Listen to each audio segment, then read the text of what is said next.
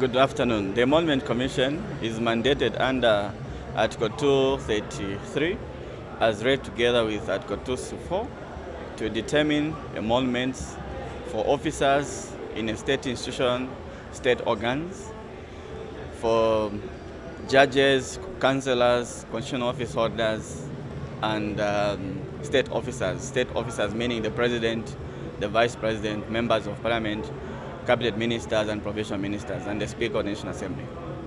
Let's talk about how this mandate ties into this year's 95th Agriculture and Commercial Show, Inclusive Economic Transformation. As the Emoluments Commission, how do you sit in and fit into that? As you may be aware, in the past, the emolument determination was done in an ad hoc or haphazard manner, in the sense that there was no framework or rationality within which emoluments were determined. With the coming of the Emolument Commission, it is coming to transform the way emoluments are determined by including everyone. That's why if you look at Zambia, we've taken a wholesale approach. We are in charge of emolument determination in all state institutions and state organs. Whether those state institutions, emoluments are a charge on consolidated funds, or they are coming from prescribed fund, like they're generating their own income, but this is not their money. It's money that belongs to the people of Zambia. So it's inclusive in the sense that the emolument determination framework that we've come up with speaks to issues of social justice in determination of emoluments, to ensure that there is equity, there is fairness, and we deal with all the distortions that have characterized emolument determination since time immemorial. Let's look at how your mandate is structured and some of the challenges that you face even in your line of duty. We have heard sometimes complaints coming from unionized workers, for instance, but let's talk about some of those challenges that you face and how you're tightening these bottlenecks. Some of the challenges that we face, when you go by the definition of emoluments, emoluments entails salaries, allowances, pension benefits, gratuity, or anything that you get by virtue of your office. Now, you may be aware that when you exit an institution, either as a contractual employee, you get gratuity, or permanent and pensionable, you get your pension. Both your pension and your gratuity is calculated on the last paid salary, meaning you need to have established a financial track record that this entity, if it's income generating, it has generated enough money to pay gratuity, to pay pensions, and pay salary in a more sustainable manner. So some of the things that we look at is management accounts. We look at audited financials for the last 5 years in order to ascertain the financial projections of the institution. Now, in the absence of that, the law does not allow us to make decisions. So you find that an institution just sends you information, while in our communication, we do itemize information that needs to be availed to us in order for us to make a more informed decision, so that whatever decision we're going to come up with will be sustainable, affordable, in the long to medium term. So some of the challenges that we face is that you send to an institution that give us audited financials. Some of the institutions, unfortunately, they don't have audited financials in the last 5 years. So you're even asking yourself, how can an institution that is credible running not have audited financials in place? So in the absence of audited financials, we do not make decisions. We ask them to say, the Act does not allow us to do that. Can you go back and put your house in order and give us information that we feel is suitable enough to enable us make decisions?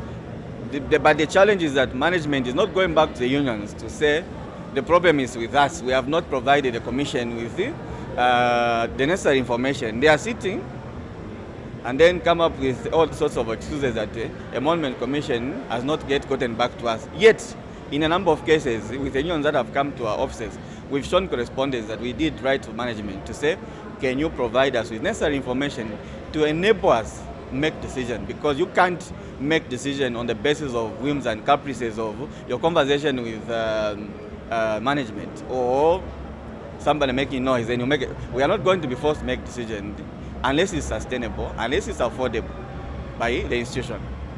You're here exhibiting at the 95th Agriculture Show. How important is it for you to be in touch with key stakeholders like members of the public in also helping them have a proper information hub in as far as what your mandate is and some of the things that you are sanctioned to do?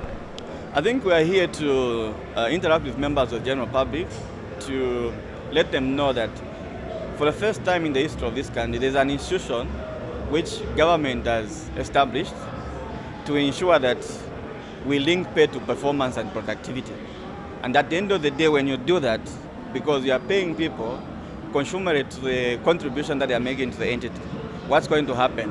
For those entities that are in service provision space, the services that are supposed to be provided to the Zambian people will trickle down to the last man on the value chain. Secondly, for those entities that have been loss-making for years, they'll be profit-making. And then when they are profit-making, they pay dividend to the Minister of Finance. And when they pay dividend to the shareholder, who owns the corporate soul for on behalf of the President and on behalf of the people of Zambia, this money is given to the Treasury now to do what?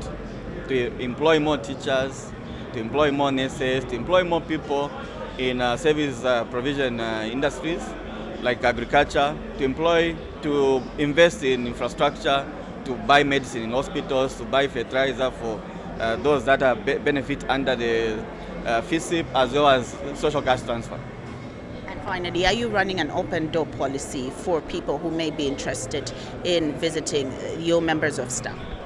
Yes, we are running an open door policy both at the office and here. There are a lot of people that come here to inquire more about the Emoluments Commission. At the office, we are open for institutions and members of the general public to come and engage us with whatever issues that they have. But in a nutshell, the role of the Emoluments Commission is to ask itself, these entities were created by the people of Zambia to provide a service. Are they living up to their mandate? If they are supposed to be income generating, are they generating enough income to pay salaries and give money to the shareholders? If they are into service provision, are they providing the right service to the people of Zambia? And if they are doing that, let's give them salaries and conditions of service that are commensurate to the services that they're providing. So it's a win-win situation in the sense that you as an employee, you deliver value and you are paid for the value that you put on the table. As management, because you've got a highly remunerated staff, your company is listed as one of the most productive, where performance is quite high, and you are able to live up to your mandate. Management is given 100% mark when it comes to performance measurement.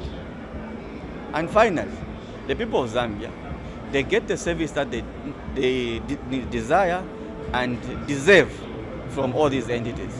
So it's a win-win situation. There must be someone to hold everyone to account. You can't just report for work, business as usual. You can't account for the time that you are there at work. That's where the issues of linking pay to performance and productivity comes in. There will be gray areas, there will be teething problems, teething issues, just like any other organization when you start. But so far we've dealt with, out of the 235 state statutory bodies and state-owned enterprises, we've received correspondence from around 150, and we've dealt with over 100 cases so far that we've responded to within a short period of time since the operationalization of the Emoluments Commission. So we are taking some baby steps, but we have put everything that is required so that come next year, we'll be able to start 1st January, run from 1st January to 31st December without any disruptions on the way. Thank you very much. You're welcome.